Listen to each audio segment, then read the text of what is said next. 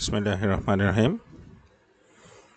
আজকে আমরা বয়সের পার্ট 2 নিয়ে এসেছি হোম টিউটর চ্যানেলের পক্ষ থেকে। আমরা আজকে টেন্স ভিত্তিক পেশি বয়স দেখাবো। বয়স মূলত দুইভাবে চেঞ্জ হয়, একটা হচ্ছে টেন্স ভিত্তিক আর একটা হচ্ছে সেন্টেন্স ভিত্তিক। তো সেন্টেন্স ভিত্তিক হলে তিনটা সেন্টেন্সের উপর ভিত্তি করে চেঞ্জ হয়, একটা হচ্ছে অ্যাসার্টিভ, ইম্পারেটিভ, ইন্টারোগেটিভ। আর এখানে আমাদের টেন্স ভিত্তিকটা আপাতত দেখাবো, সেন্টেন্স ভিত্তিকটা পরে দেখাবো। তো এখন টেন্স ভিত্তিক দেখাতে গিয়ে আমরা আগেই বলেছিলাম যে বয়সে একটা বিভাব অতিরিক্ত বসে। বিভাব হচ্ছে কি কি? Am, is, are, was, were, be, being এবং বিন। তো আমাদের এই অ্যাম, ইজ, আরের ব্যবহার হচ্ছে প্রেজেন্ট ইনডিফিনিট টেন্সের ক্ষেত্রে। তো আমরা এখানে একটা করে দেখাবো। মিস্টার আমিন টিচেস আস ইংলিশ। এখানে এই যে টিচেস ভাবটা আছে এটাকে আমরা জিজ্ঞেস করব হোম অ্যান্ড হোয়াট। তো আমরা যদি হোম জিজ্ঞেস করি যে হোম তো কাকে? মিস্টার আমিন টিচেস, মিস্টার আমিন পড়ান, পাঠদান করেন। তো কাকে পাঠদান করেন? আস, আমাদেরকে। তাহলে এটা একটা অবজেক্ট। এবং যদি জিজ্ঞেস করি টিচেস পড়ান, তো কি পড়ান? হোয়াট, তাহলে হচ্ছে ইংলিশ। তো এই সেন্টেন্সে দুইটা অবজেক্ট আছে, আমরা যে কোনো একটা ধরে করতে পারি। আমি এখানে দুইটা অবজেক্ট দিয়েই কাজ করে দেখিয়েছি ভয়েস করে। প্রথম আমরা এই আসটাকে ধরে করব, প্রথম আমরা ইংলিশটা ধরে করব। তাহলে ইংলিশ ফার্স্ট আসবে, ইংলিশ সাবজেক্ট হয়ে গেল। তারপরে বিভার মানে অ্যামিজার থেকে একটা দিতে হবে, প্রেজেন্ট ইনডিফিনিট টেন্সের রুল এই যেখানে দেয়া আছে উপরে। তো অ্যামিজার থেকে ইংলিশের সাথে ইজ আসবে। তারপর যে ভাবটা দেয়া থাকে টিচ, টিচার ফার্স্ট পার্টিসিপল, মানে 3 নাম্বারটা হবে টিচ টট টট। তো এখানে আমরা টট লিখলাম, এই যে এখানে টট। তারপর এই যে এখানে যেটা থাকে এক্সট্রা একটা অবজেক্ট, এটা এখানেই থেকে যাবে। তারপর আমরা নিয়ম অনুসারে বাই দেব, বাই, এবং এখানে যে সাবজেক্ট ছিল মিস্টার আমিন, এটা এখানে অবজেক্ট হয়ে যাবে।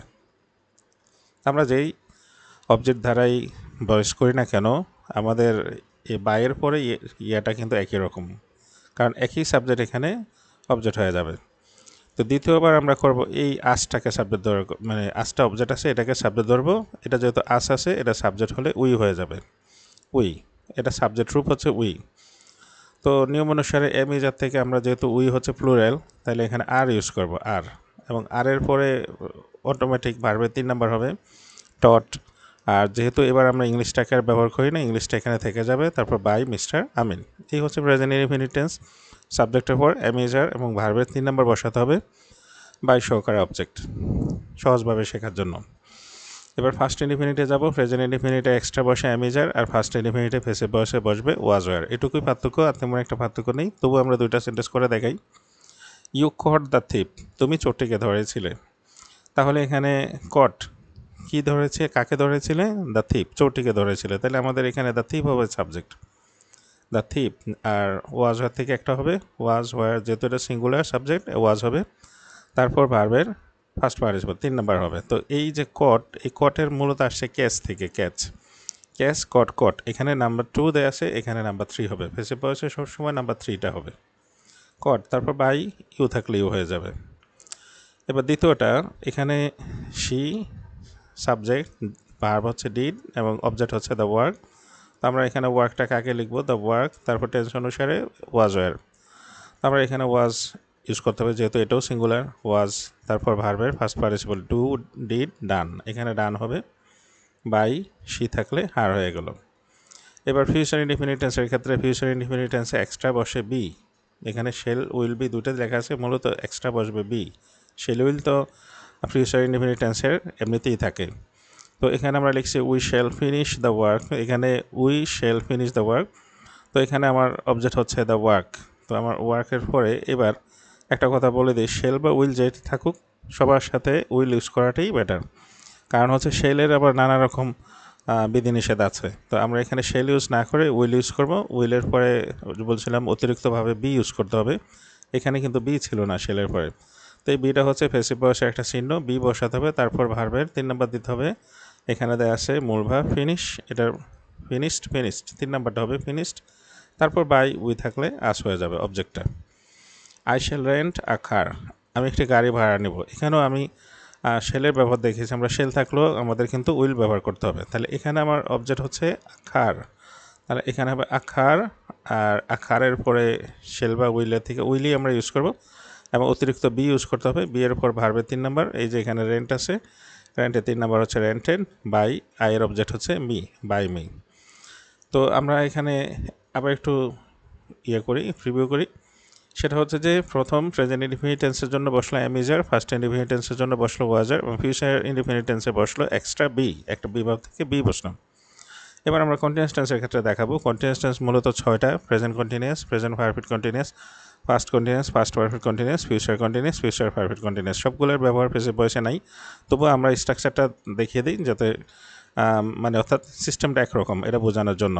তো এখানে আমরা একটা সেন্টেন্স লিখছি, I am singing a song. এটা নিয়ম হচ্ছে যে অক্সিলারি ভাব দেয়া থাকবে টেন্স অনুসারে, যেমন এখানে এম দেয়া আছে, এখানে হ্যাভ বিন দেয়া আছে, এখানে উইল বি দেয়া আছে। যেই অক্সিলারি ভাব দেয়া থাকে নিয়ম অনুসারে ওই টেন্সের একটা অক্সিলারি ভাব ইউজ করতে হবে। যেমন এখানে এম ছিল, তো এম থাকা মানে হচ্ছে এম ইজার, আমরা এখানে ইজ ব্যবহার করতে হয়েছে সাবজেক্ট অনুসারে।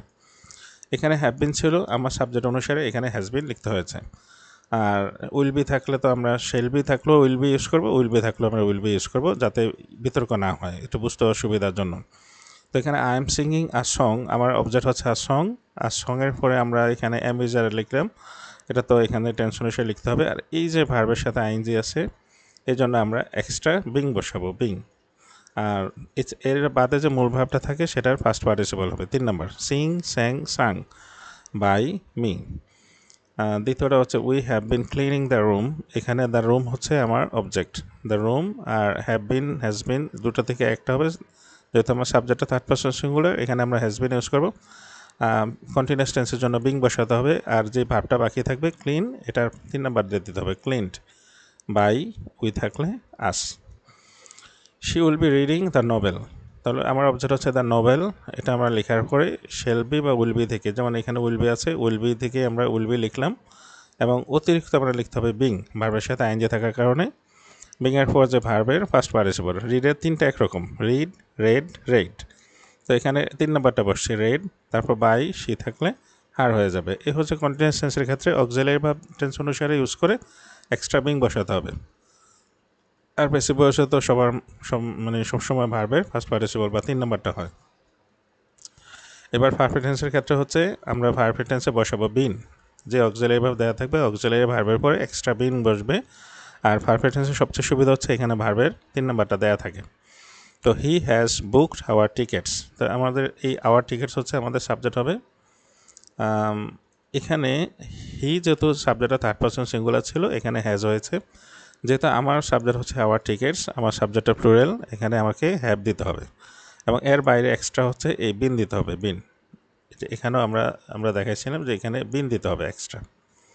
তো বিন দেওয়ার পরে যে ভার্বটা ছিল, ভার্বের আমি বলছিলাম ভার্বের টেন্সে ভার্বের 3 নাম্বারটা দেয়াই থাকে, যা আছে তাই বসে যাবে, এবং বাই সাবজেক্টের অবজেক্ট, হি থাকলে হিম হয়ে যাবে। আই শ্যাল হ্যাভ ইনফর্মড হিম, তো এখানে হিম থেকে সাবজেক্ট হবে, হিমের সাবজেক্ট হচ্ছে হি। তারপরে শেল না বসে উইল বসবে, উইল হ্যাভ বসানোর পর এক্সট্রা বিন বসাবো, বিন বসানোর পরে ভার্বের 3 নাম্বারটা দেয়া থাকে, বাই, আয়ের অবজেক্ট হচ্ছে মি।